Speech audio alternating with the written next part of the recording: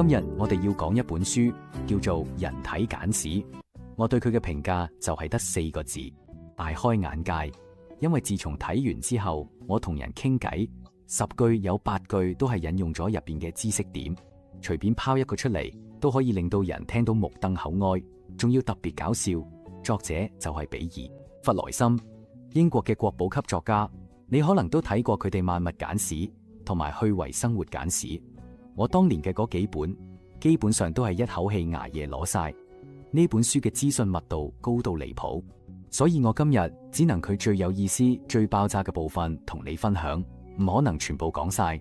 你睇完之後會對自己嘅身體產生一種新嘅敬畏感。原來我每日咁樣隨便咁活住，身體其實默默咁做緊咁多神奇嘅嘢。好啦，我哋而家即刻開始，先睇個總結。你知唔知1秒鐘你嘅身體可以做到啲咩？佢可以生產100萬個紅血球。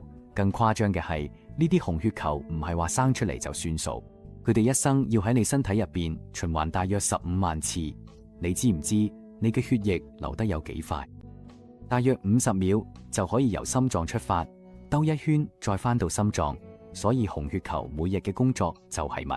就係孭住氧氣周圍跑，攞到好似一個永遠唔停手嘅快遞員咁。如果再將尺度拉到更加誇張嘅層次，你個身體係由幾多個原子砌出嚟？答案係7000億個原子。用數學嚟講，要做7乘以10嘅27次方嘅原子。呢個數字讀出嚟都覺得好荒謬，但佢係真實嘅。你就係由咁多微細粒子臨時砌成一套完整系統。所以以前有個講法，人體嘅元素去5金鋪用幾蚊就買得齊。唔好信，呢啲完全係亂講。人體入邊唔少元素其實都幾貴，特別係冇稀有元素，真係要照市價買齊，可能要幾萬美金起跳。不過就算你材料全部買齊啲，人類到今日都仲未整得出一個活生生嘅細胞。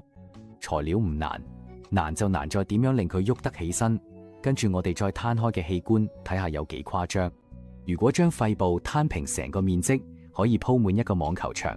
如果將你嘅呼吸道全部連埋一齊，佢嘅長度大約可以由倫敦一直連到莫斯科。但呢個都未算最誇張，最誇張嘅係血管動脈、靜脈、毛細血管全部接埋一齊，長度可以繞地球2圈半。你身體入邊之所以可以到處供氧，就係靠呢啲密密麻麻嘅毛細血管鋪滿成個世界。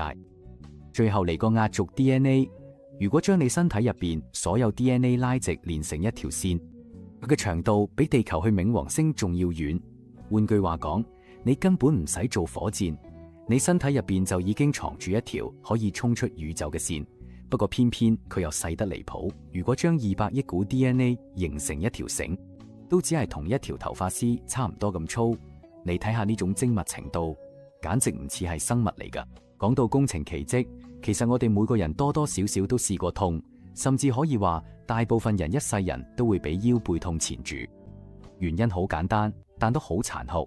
我哋祖先本來係4隻腳行路，後來硬生生企起身。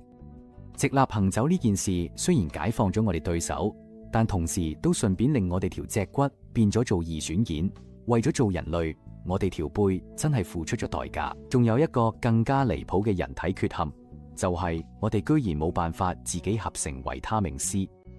維他命 C 嘅重要，但人體合成嘅流程行到最後一步就停滯，差啲臨門一腳，就係差咗一個細細粒嘅酵素，咁佢哋就搞唔掂。